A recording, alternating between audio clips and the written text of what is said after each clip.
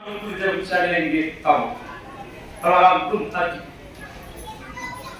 परमाराम तुम आज के कहे अनुकूल हम आप क्या चलेंगे। हम लोगों को दीक्षा लेने के लिए बताए, पंचपाप नहीं करने के लिए, प्रत्येक सत्संगी को झूठ बोलने के लिए नहीं कहा है, चोरी करने के लिए नहीं कहा है, हिंसा करने के लिए नहीं कहा है, विचार करने के लिए नहीं कहा है। फिर हम आप कभी कभी झूठ भी बोल देते हैं, समय आने पर झूठ भी बोल देते हैं। क्या सज्जनों, जयंती मनाना सार्थक होगा? हमारा गुरु महाराज जी बोल रहे हैं सार्थक तब होगा जब मेरे बताए मार्ग पर चलेंगे तब।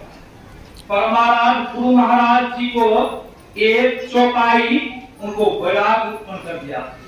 दे धरे कर यही फल भाई, भजिए राम सब काम बिहारी। किसकी चौपाई है? ये चौपाई सुग्रीव की चौपाई है।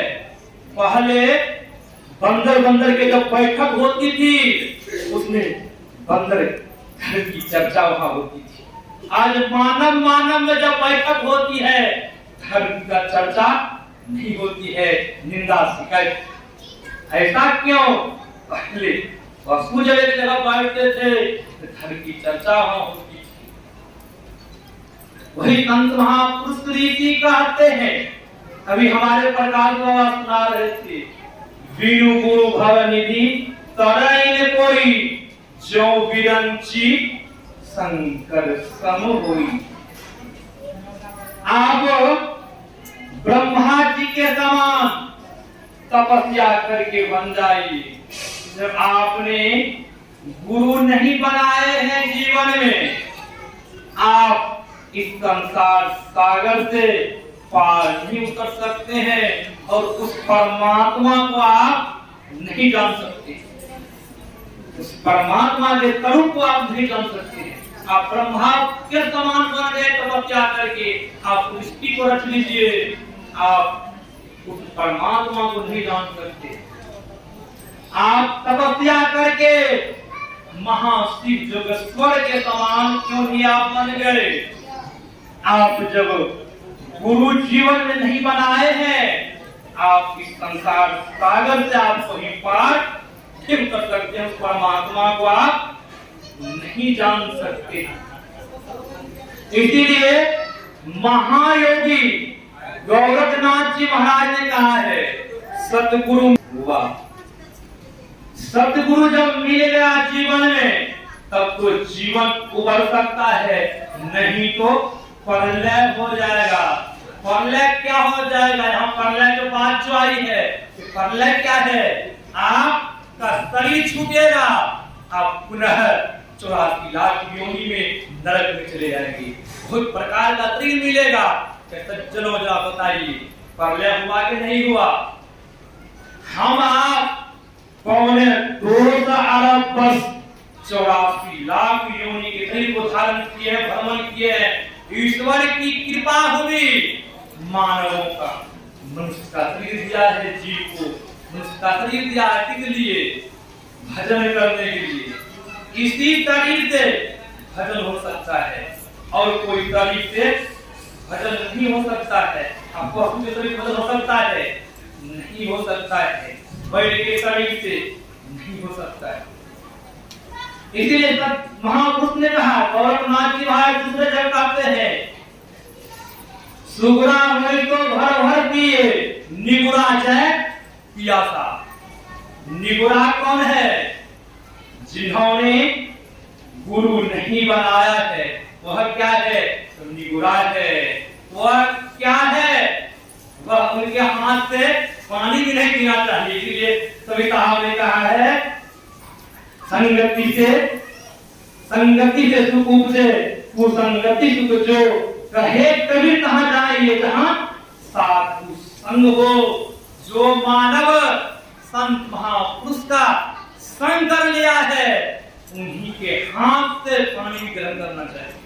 क्यों? वह निगुरा सुगरा भर सुगरा कौन है? जो इन्होंने जुक्ति जान लिया है, भजन कर रहा है, वह अमृत को पान कर रहा है, अमृत को पी रहा है। संत महापुरुष ऋषि कहते हैं मनुष्य का शरीर बार बार मिलता है। परमाराध गुरु महाराज जी बहुत कष्ट इस ज्ञान को लाने उठाया, तब यह ज्ञान हम लोगों का आज मिला है। परमाराध गुरु महाराज जी एक तरह में अपने आश्रम कुप्पा घाट में बैठे हुए और प्रोफेसर विश्वानंद बाबू वह भी समक्ष में बैठे हुए। परमाराध गुरु महाराज जी मौज में आकर के बोलते हैं, विश्वानंद जी हम बहुत सौभाग्यशाली है, हम बहुत सौभाग्यशाली है कि बाबा देवी साहब जैसे हमें गुरु मिले।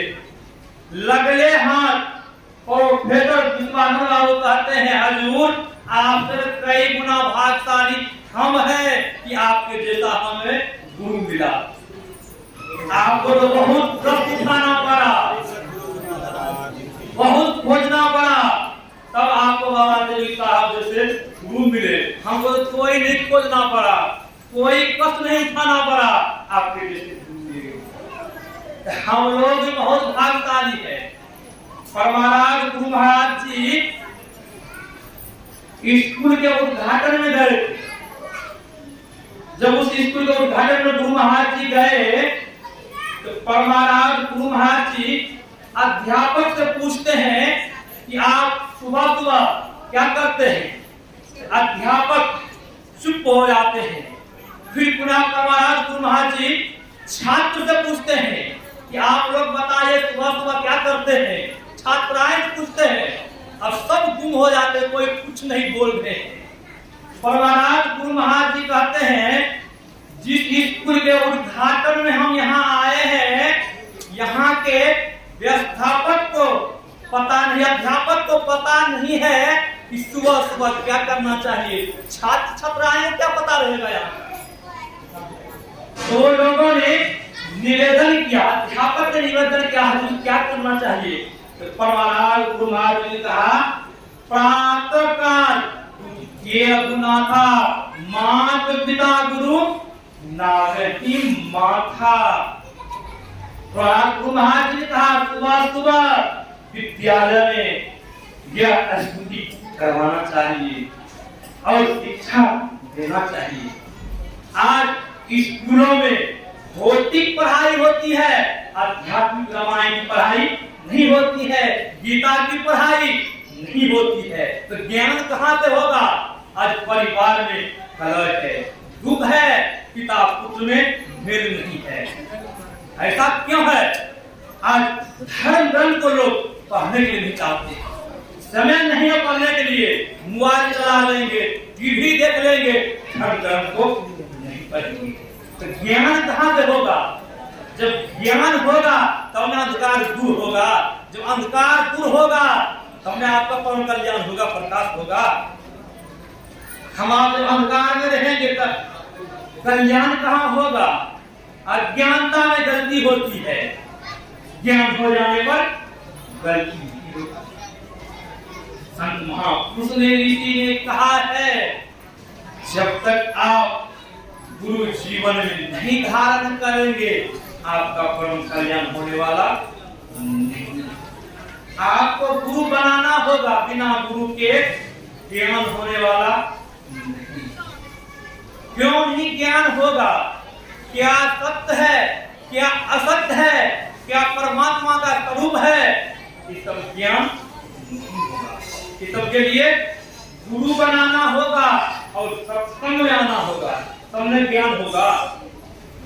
इसलिए गोस्वामी जी महाराज ने कहा है, बिनु सत्संग विवेक न हो। और परमाराज गुरु महाराज जी के पिताजी गोवर्धन लाल दास जी रामायण को पाठ करते थे और संस्कृत में रख देते थे। और परमाराज गुरु महाराज जी जब देखते थे मेरे पिताजी जब पढ़ते हैं रामायण तो रोते क्यों है, लोग पढ़ते हैं तो रोते क्यों हो पिताजी, कारण क्या है? पिताजी पढ़ करके संदूक को बंद कर देते थे। एक रोज कारणवश परमाराज गुरु महाराज जी के नाम है बचपन का रामानु अनुग्रह लाल, और उनके पिता के चाचा जी में ही लाल नाम रखा है, पिताजी चाचा जी। और परमाराज गुरु महाराज जी जब देखते थे पिताजी रामायण को पढ़ते हैं रोते क्यों हुए, और एक रोज उस संदूक को खोलते हैं, रामायण को निकाल करके जो भी पढ़ा यही पंक्ति पढ़ा, ये देख कर भाई अब ये सब काम हो गया। शरीर का यही अर्थ है शरीर जो हम आप पाए हैं। इस शरीर से जितना ही शुभ कर्म हो जाए, इस शरीर से हम आप मुक्ति प्राप्त कर लिए, परमात्मा का भजन कर लिए तब तो ठीक है, नहीं भजन किए तब तो अन्यथा शरीर बार बार नहीं मिलता है। संत महापुरुष रीति कहते हैं इस शरीर में 3 सीढ़ी लगी हुई है, आप जिधर चाहेंगे जाने के लिए उधर आप जा सकते हैं। इस शरीर बार बार नहीं मिलता है। संत महापुरुष रीति कहते हैं मनुष्य का शरीर पा करके जब गुरु नहीं बनाए तो आपका कल्याण नहीं होगा। गुरु भी बनाएंगे तो महाराज गुरु तो बहुत घूमती शहर बाजार मार्केट में कि हम गुरु बनाए। गुरु भी बनाने के लिए आपको जिस तरह माई तब बर्तन लेती है तो माई ठोक बजा के बर्तन को देखती है, बर्तन कहीं छेद तो नहीं है, उसी तरह आप भी जब गुरु बना रहे हैं गुरु को ठोक बजा करके पहले देख लीजिए गुरु सही है कि नहीं है। जब कहीं सही गुरु नहीं मिला, कवि साहब ने कहा है झूठे गुरु के पक्ष में प्रयत्न कीजिए बार, द्वार न पावे शब्द का भटके बारंबार। कहीं सच्चा गुरु नहीं मिला, झूठा गुरु मिल गया कान फूकने वाला, आप भी नरक में और चेला भी नरक, तो गुरु और चेला नरक में चला। संत महापुरुष ने कहा है गुरु मुक्ति मार्ग जानते साधन करते नीत। जो नित्य साधन करते भजन करते हैं अपना खुद, वो है जब बतावे साधन करने के लिए वही सच्चे गुरु है जो जुक्ति दंड करते। और आप लोग सुना होगा परमाराज गुरु महाराज जी के समकालीन में 14 भाषा के ज्ञाता बोधिक जगदीश काश्यप जी परमाराज गुरु महाराज जी के अधिवेशन में शामिल हुए थे। गुरु महाराज जी की प्रशंसा सुन रहे थे कि बहुत पहुंचे हुए संत है, बहुत महापुरुष है, उनसे मिलना चाहिए जाकर के। और जब परमाराज गुरु महाराज जी के अधिवेशन में शामिल हुए और जब परमाराज गुरु महाराज जी से मिले, गुरु महाराज जी ने कहा सेवकों से देखिए जगदीश काश्यप जी को रूम दिया है रहने के लिए, और जगदीश काश्यप जी को रहने के लिए रूम दिया गया। जगदीश काश्यप जी के रात में 2:30 बजे आंख खुल जाती है, नींद टूट जाती है, और जगदीश काश्यप जाते हैं मुंह हाथ धोने के लिए, बाथरूम जाते हैं। होता क्या है वार्निंग घंटी बजती है। जगदीश काश्यप जी को बड़ा आश्चर्य हुआ इस तरह घंटी बज रही है। तो जगदीश काश्यप ने देखा लाखों की भीड़ थी और सभी सत्संगियों हाथ मुंह वार्निंग घंटी जो बजी, हाथ मुंह धो करके आसनी बिछा करके अपने अपने आसन पर ध्यान करने के लिए बैठ जाते हैं। जगदीश काश्यप जी को हुआ इस समय मेहंती जी क्या कर रहे हैं, इनके भक्त लोग तो ध्यान कर रहे हैं, ध्यान लगा के बैठते हैं। इस समय मेहंती जी क्या कर रहे हैं, उस समय परमाराज गुरु महाराज जी के लिए झोपड़ी की कुटी बनती थी, तो उसकी कुटिया बनती थी रहने के लिए। और जो संत होते हैं वो खुले मैदान में रहते हैं, जो असंत होते हैं वह रहते हैं फंद मैदान में, क्योंकि उनको डर है। जो संत होते हैं वो कहने में किसी से नहीं डरते थे, कभी कहा संत में किसी से डरते थे। जो सच्चे संत है वो किसी से नहीं डरते हैं, जो सच्चे संत नहीं है वह डरते हैं, कहने से डरते हैं।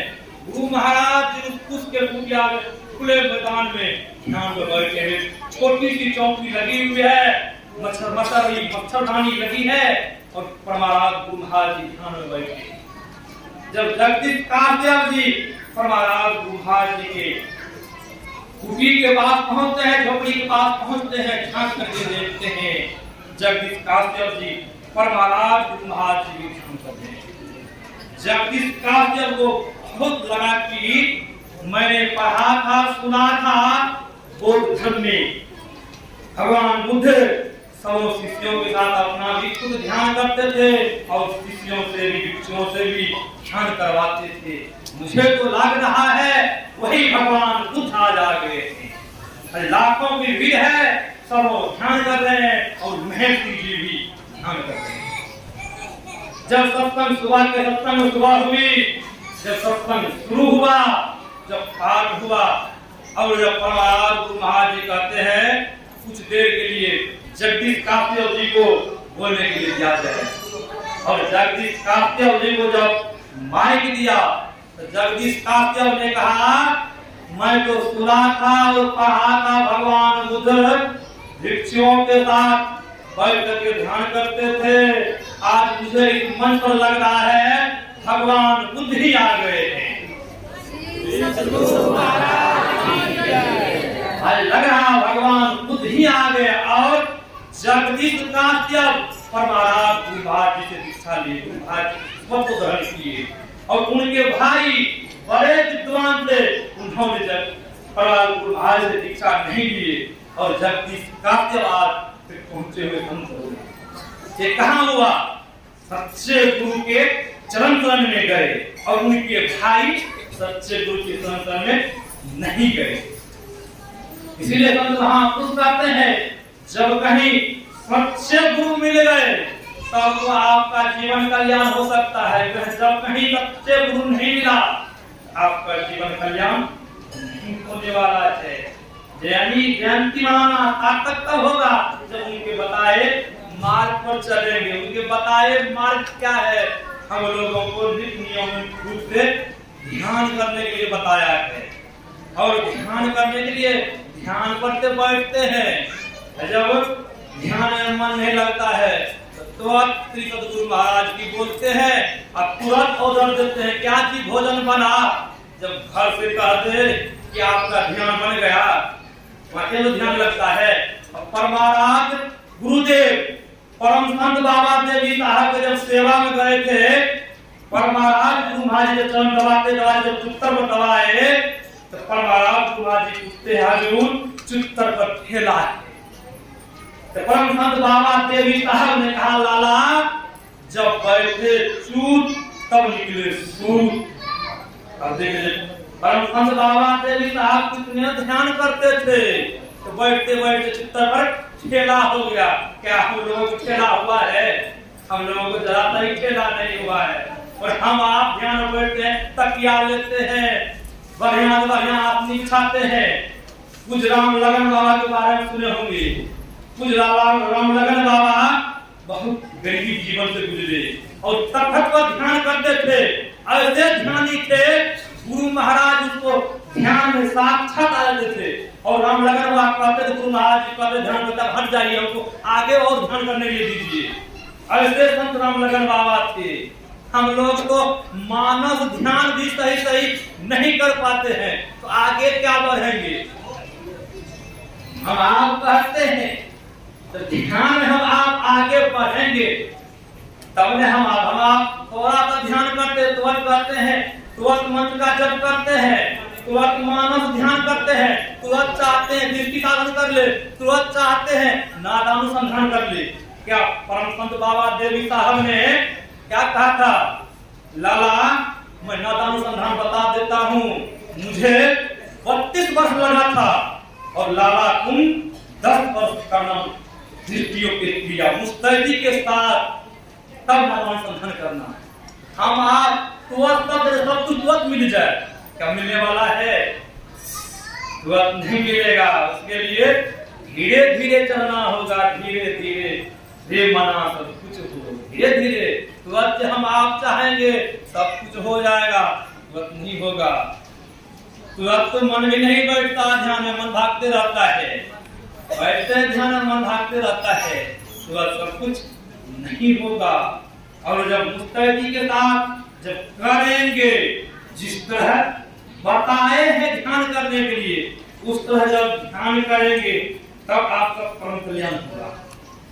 योग का आवाज हमको बताया है, यम, नियम, आसन, प्राणायाम, प्रत्याहार, धारणा, ध्यान, समाधि।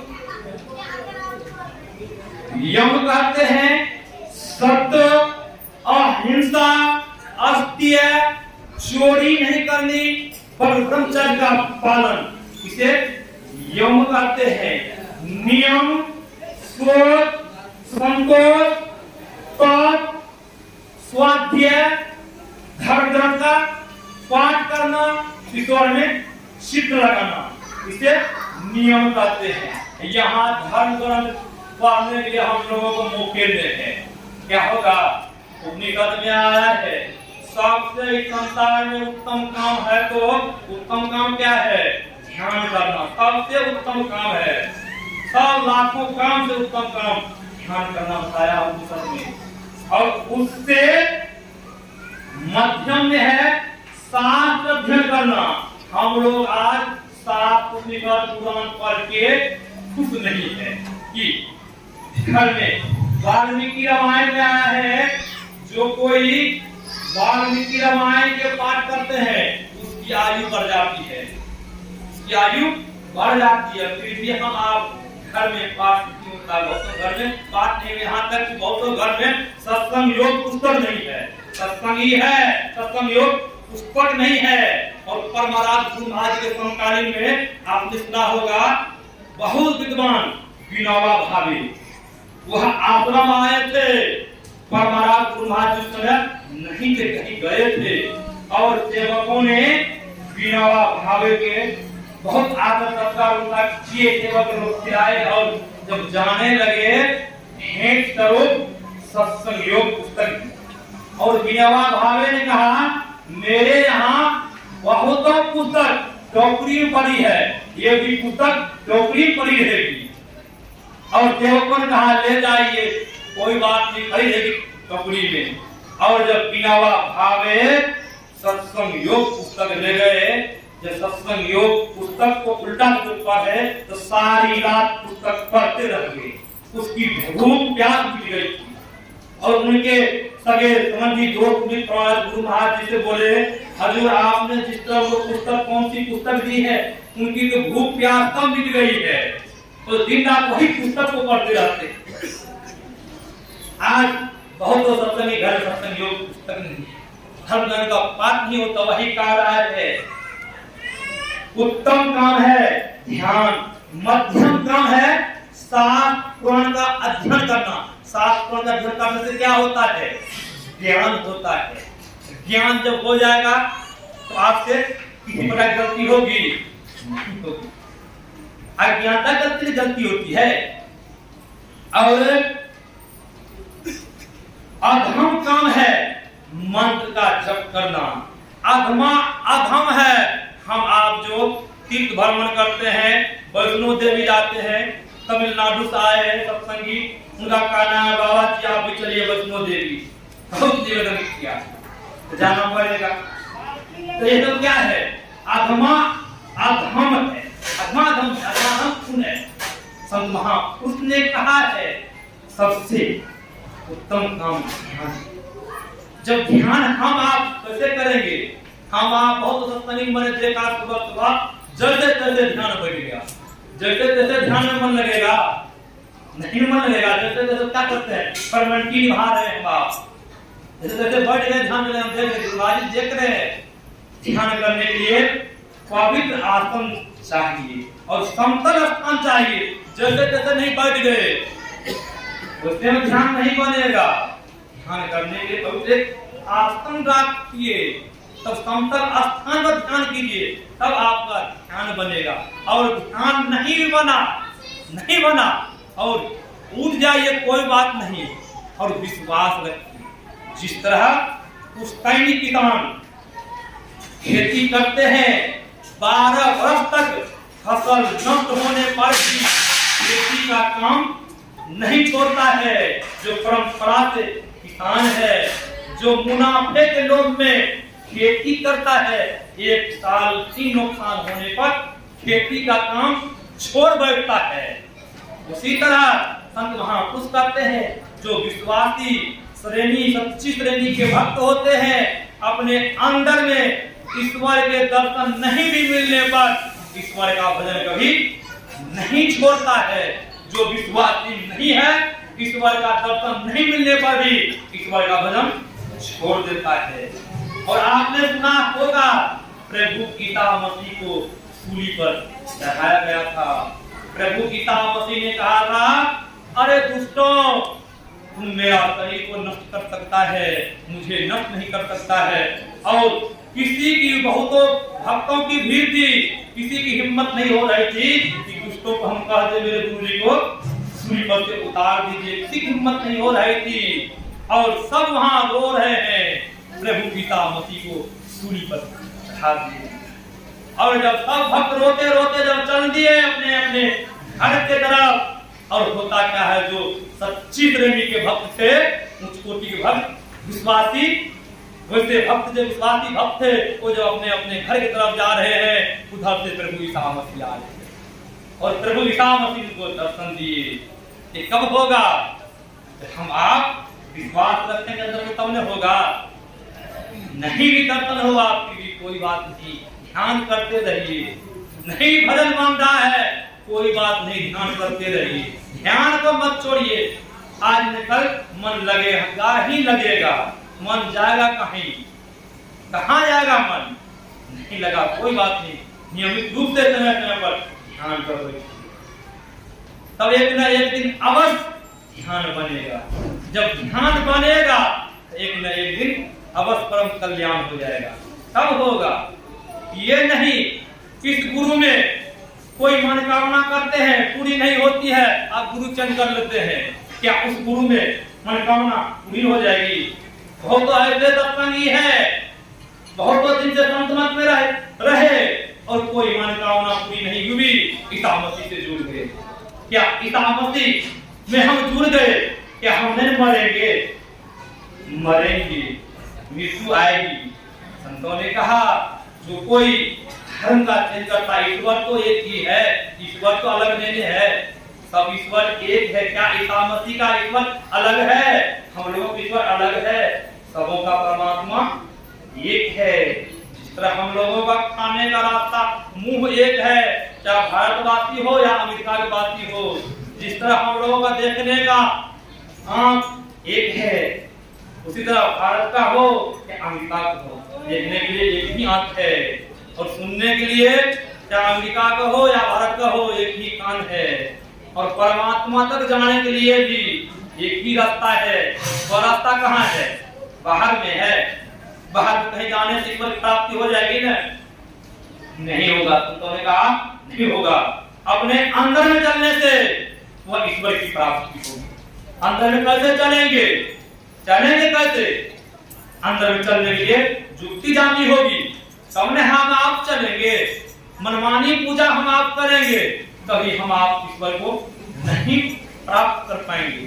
प्राप्त के लिए अपने अंदर में ना होगा। जो कोई अंदर में अपने अंदर में चला है, वह ईश्वर को पा लिया। वह चाहे ईसाई हो या हिंदू धर्म का हो या सिख धर्म का हो, सबों ने अपने अंदर में चला है। भले आज ईसाई धर्म में ध्यान नहीं होता है, मुसलमान धर्म में ध्यान नहीं होता है। आपने नाम सुना होगा खलील साहब। खलील साहब परवार गुरु महाराज के शिष्य थे। खलील साहब नमाज भी अदा करते थे और ध्यान भी करते थे। खलील साहब को मुसलमानों ने सब मिलकर क्या किया? उनको मांस खिला दिया कि हिंदू धर्म को अपना लिया है। खलील साहब रोते रोते परवराज गुरु महाराज जी के शरण में आए। परवराज गुरु महाराज जी से कहते हैं हमको सभी मुसलमान ने मांस खिला दिया हजूर। परवराज गुरु महाराज जी बोले आप मांस नहीं खाए? तो बोले नहीं हजूर हम नहीं खाए, मेरा मन कर रहा था हम नहीं मांस खाएंगे। परवराज गुरु महाराज जी ने नहीं खाए आप मांस, जाइए ध्यान पूरा कीजिए। ऐसे खलील साहब और कोई भी धर्म ग्रंथ है आप कुरान कहीं पढ़ कर देखेंगे उसमें कहीं भी मांस का वर्णन नहीं है। बाइबिल को पढ़ेंगे उसमें नहीं है, सिर्फ कुरान को पढ़ेंगे उसमें नहीं है। फिर हम आप क्यों खाते हैं? एक जगह हमको मुसलमानों से मुलाकातें हुई थी, उनसे हम पूछ दिया मैंने क्या आपका ग्रंथ में कहीं मीट मांस का वर्णन है? उसने कहा महाराज नहीं है वर्णन। जो कोई मुसलमान खाते हैं जिबिया के स्वाद के लिए खाते हैं। तो उन्होंने कहा जब बिहार में लोग मुलाकात मैंने सागर जी महाराज हुई थी, मैंने पूछा उनसे, मैंने कहा कि आपका कुरान शरीफ मिलेगा हिंदी अनुवाद मैं खरीदूंगा। मैं तो हिंदी में मोबाइल में पढ़ता हूँ कुरान शरीफ और मैं पुस्तक पढ़ूंगा। मोहम्मद साहब के बानी परवराज गुरु महाराज जी लिए और पहुंचे हुए संत आज के लिए बहुत संस्था बहुत मत चल रही है, उनमें ज्ञान आज लुप्त होते जा रहा है। परम संत रामचंद्र जी महाराज हुए बंगाल में, बहुत बड़ा मठ है, कलकत्ता गए थे हम लोग तो उस मठ पर गए थे जरूर मठ में। रामचंद्र जी महाराज बहुत उच्च कोटि के महापुरुष थे जिनका शिष्य स्वामी विवेकानंद जी महाराज। और वहां के सत्संगी कमल किशोर बाबू ने कहा ये लोग सन्यासी है, एक काली मां के प्रसाद को ग्रहण करते हैं। आप देख लीजिए जिनकी वाणी परवराज गुरु महाराज जी सत्संग योग भागवतीय संग्रह किए हैं, उनके शिष्य लोग आज मीट मांस खा रहे हैं। किधर की तरफ जा रहा है? महर्षि मनु ने कहा है जीवों की हिंसा बिना मांस प्राप्त नहीं होता है, जीवों की हिंसा स्वर्ग प्राप्ति में बाधक है। मानवों को कदाचित मांस भक्षण नहीं करना चाहिए। बाधक का समझ रहे हैं ना? बाधक मतलब बिग पर जाना, वह मानव स्वर्ग नहीं जा सकता है। जो मानव स्वर्ग नहीं जा सकता है क्या वह मोक्ष को पालेगा, प्राप्त कर लेगा? मोक्ष नहीं मोक्ष प्राप्त कर पाएगा। मनु ने कहा है आज बहुत संस्था बहुत मत है उसमें मीट मांस चल रहा है। ऐसा क्यों हो रहा है? रामचंद्र जी महाराज पहुंचे संत थे, उनके हालत देखिए आज। वहां उसने क्या अज्ञानता के चलते वह ज्ञान नहीं मिला जो ज्ञान गुरु महाराज जी ने बताया, छोटे छोटे उनको भूल गया। जिस ध्यान से उस ईश्वर को प्राप्त किया था रामचंद्र जी महाराज, उस ज्ञान को आज वो शिष्य लोग भूल गया। आज सिर्फ घंटी बजाना रह गया है, घंटी बजा रहा है, अगरबत्ती घुमा रहा है।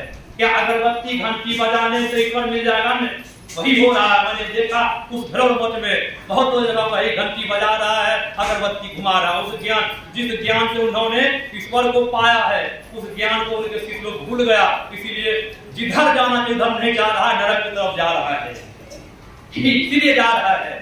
संत महापुरुष ने कहा जानकर के हमारे गुरु महाराज जी इस ज्ञान को खोजते खोजते बहुत कष्ट उठाए, इस ज्ञान को लाते लाते हम लोगों को बीच में लाए हैं। ये ज्ञान बहुत पूर्ण ज्ञान है, संत मत का ज्ञान बहुत पूर्ण ज्ञान है। हम आप मंदिर मस्जिद जाते हैं पूजा करने के लिए, संत महापुरुष ने कहा, गुरु महाराज ने कहा है जो सत्संगी बिंदु ध्यान करते हैं तो सोचिए वह सत्संगी पार्वती के पूजा कर रहे हैं। बिंदु को पार्वती शक्ति कहा गया है, उस नाग को भगवान शिव के चिन्ह कहा गया। परवराज गुरु महाराज जी बहुत जगह बोले, बहुत जगह बार बार इस बात को बोले हैं। जो सत्संगी नादानुसंधान के क्रिया करते हैं युक्ति जान करके तो सोचिए वह सत्संगी विष्णु के पूजा कर रहे हैं। सत्संगी विष्णु पूजा कर रहे हैं, फिर भी हम लोगों को विश्वास नहीं है, फिर भी भटक रहे हैं। इसलिए संतों ने कहा स्ववर्ता भक्ति करे, एक दिन पूजे जान, सो अपराधी आत्मा और 84 खान। जो आदमी नहीं गुरु के वचनों में विश्वास करते हैं, भटकते रहता है, तो आदमी कहाँ जाएगा? 84 चला जाएगा। क्या 84 दुख होगा कि सुख होगा? बहुत दुख होगा। महापुरुष ने कहा युक्ति जान करके भजन करेंगे तो हम लोग जीवन परम कल्याण हो जाएगा। यही आप लोगों की सेवा मैंने सुनाया। मैं अपना वक्तव्य को निगम देता हूँ। श्री गुरु महाराज।